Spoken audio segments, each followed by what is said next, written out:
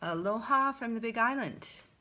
I wanted to talk for a moment about the nature of viruses because I find them fascinating. So if we were going to look at pathogens of all kinds and include things that can infect the human body, which would include not just viruses, but also bacteria, fungi, as well as parasites, there are over 14,000 known pathogens that infect humans.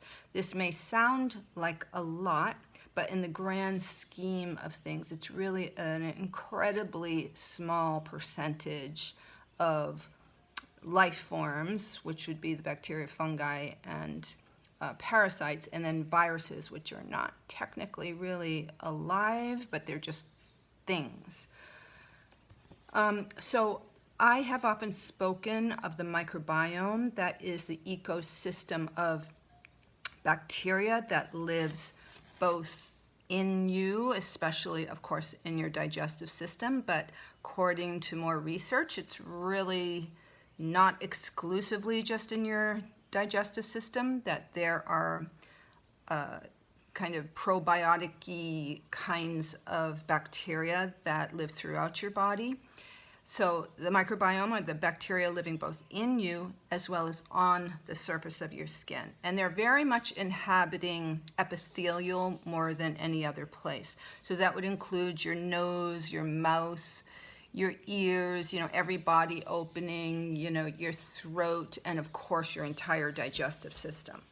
And there's almost like a blanket, like if you could imagine, like moss covering a tree or something, like a blanket of bacteria all over your skin, which is why you don't want to be constantly killing off everything with antiseptic-y kinds of things. It's actually not really great for your immune system to be doing that. So anyway, that's the microbiome, and the really interesting thing about it is, like I said, there are 10 times more bacterial cells in and on your body than you have human cells. And the only reason we're not just seeing that moss covering our body and seeing all this bacteria is because these bacterial cells are a lot smaller than our human cells. So you are more of a community. You're not just, what you normally think of as yourself. You're really way above and beyond that. You're more of a mothership, really. So that's bacteria. But in terms of viruses, we don't just have a microbiome, our bacterial ecosystem. We don't just have that, but we also have, like, what very few people know is that we also have a virome. It's our viral ecosystem that is in and on us and surrounding us. And of course, viruses usually are much smaller than bacterial cells because viruses are particles. Bacteria are more in the realm of cells.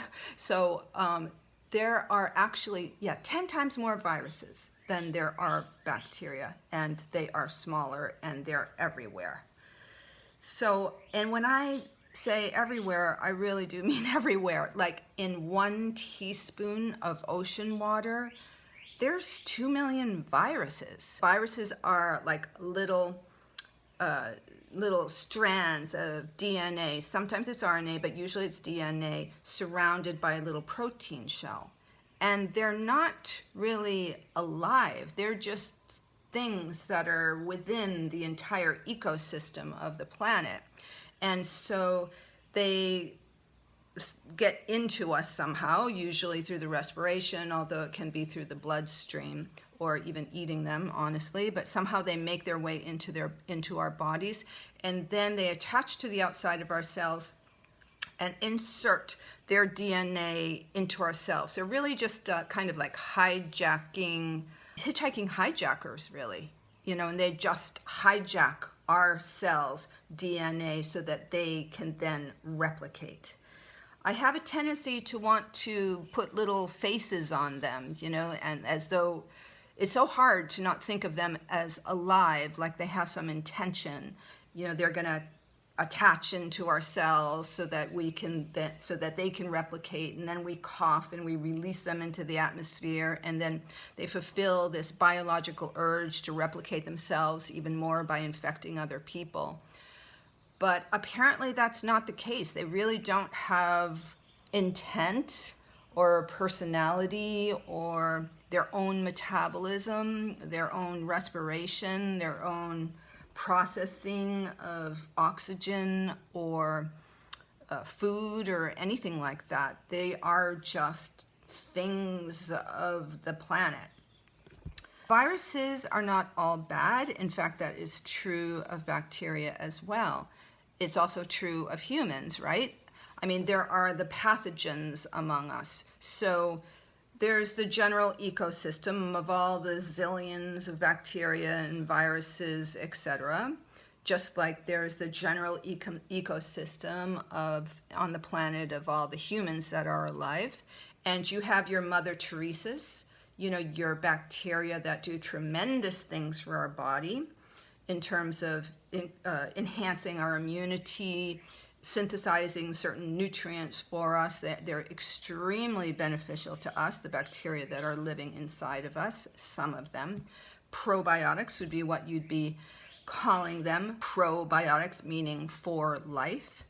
And so those are the Mother Teresa's of the bacterial realm. And then you've got the Ted Bundys, right? The extreme pathogens that'll just take you down and kill you, and the MRSA and so many horrible bacterial infections that can really destroy our health or kill us for that matter. And so it is also true of the viral realm. It seems like a lot of the scary pandemic-y ones, that viruses that are really creating pandemics, from what I can tell, although I may not be right about this, but it seems to me like they're being sort of liberated from animal bodies, not, from our process of murdering the animal, killing the animal, eating the animal, impinging on the animal realm. And that's where they get freed up from the animal, because normally these viruses are just being passed animal to animal.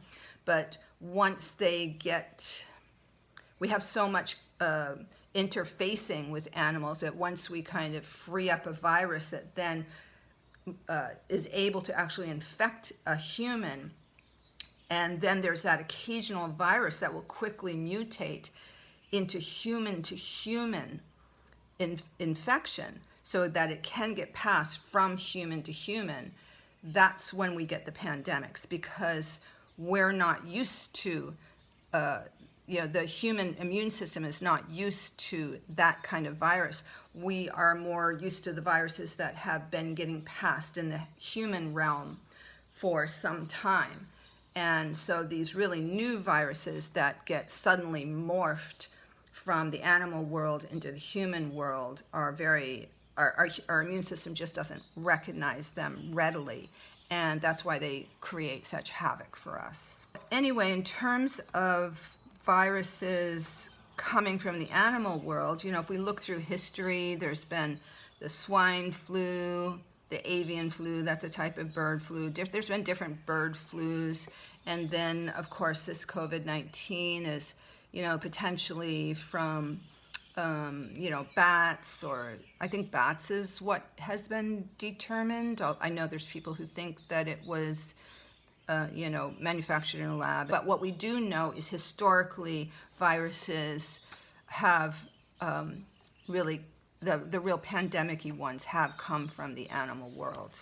As a matter of fact, in 2017, China was vaccinating chickens because it was very concerned that there was going to be a viral outbreak that was going to pass from the realm of chickens into the human population, and they actually started to vaccinate the chickens as an attempt to keep those viruses from going into humans and then turning into a pandemic. It wasn't this COVID-19 strain, it was something else. I'm not actually sure what that strain was. So I was Googling around and I read about an experiment that was done in April of 2018. This was written in the New York Times. And this was an experiment in Spain where they found that every day 800 million viruses cascade onto every square meter of the planet. So there's actually, not only do we have our own personal human virome, there's also like a virosphere around the planet. And some people have speculated, is it just around Earth? Probably not. You know, there's probably viruses from outer space and around all planets. Maybe it's throughout the galaxy, throughout the universe. Who knows? I mean, these things are really unknown at this point. It's like, is this just one of those strange particles of the universe? You know, like a lot of the elements, of course, that we have on Earth are on other planets, etc., and probably throughout all of space. So it's really fascinating to think about. It's almost like these viruses, they're little strands of DNA, you know, coated with a protein shell. They're like little spaceships or something, and come into the Earth, and the DNA can insert here or there. It's almost a way to seed life in a sense. I wonder about it. So all I can say about that is we are not really quite who we think we are. We really are a mothership to so many life forms. Again, viruses are not technically life forms until they hijack your own cell. That's when they actually attain manifestation of life, right? It's almost like, you know, being born into existence or something by hijacking your cell. So the more we can be probiotics ourselves on the planet, I think it's a good thing. And I just want to leave us all with that thought of becoming planetary probiotics for life. Aloha.